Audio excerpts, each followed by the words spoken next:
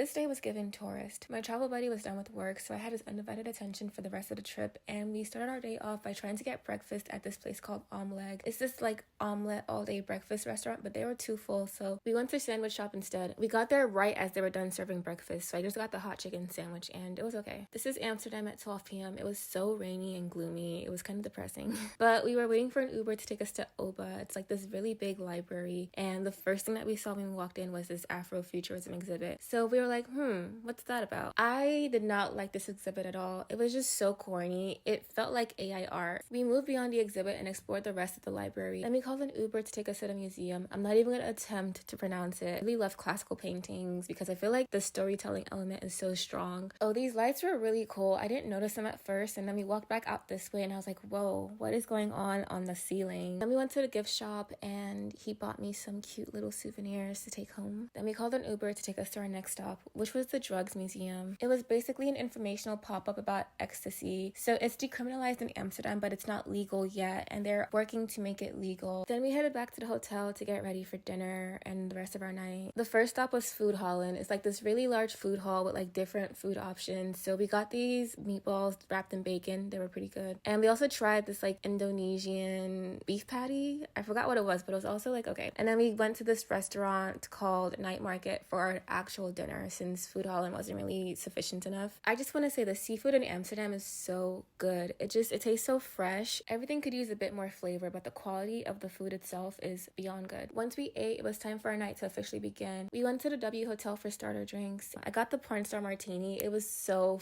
freaking good. We had about 3 drinks before we moved on to the next spot, which was this place called Club Air. You guys, Amsterdam is the funniest place ever. They're obsessed with 2000s R&B and hip-hop and Afro beats. This white DJ was throwing it down with the Afro beats. We got a section and we got a bottle of champagne and we just like danced and had a good time. And we were just waiting until like the next club that we were going to was going to be jumping. So we ended up giving our champagne to the section. Well, there weren't really a section, but the table behind us, since they were having fun and they looked like they wanted free drinks. And then we headed off to the next spot, which was called Noir. If you're looking for the black people in Amsterdam, this is where they're at. Club Noir. I mean, I guess like the name is fitting, but they played a lot of Afro beats, R&B, hip-hop, like more current stuff versus the other place that was like playing a lot more throwbacks. We also got a section here and it was just a really fun time. We also didn't finish our bottle of champagne here, so as we were leaving, we found somebody else to give it to, but they were being really cautious, which like good for him. He wanted to take a shot of champagne with me before we left to make sure the champagne was not tampered with. We took a shot of champagne and hopefully had a great night once we left. And that was our fun night out.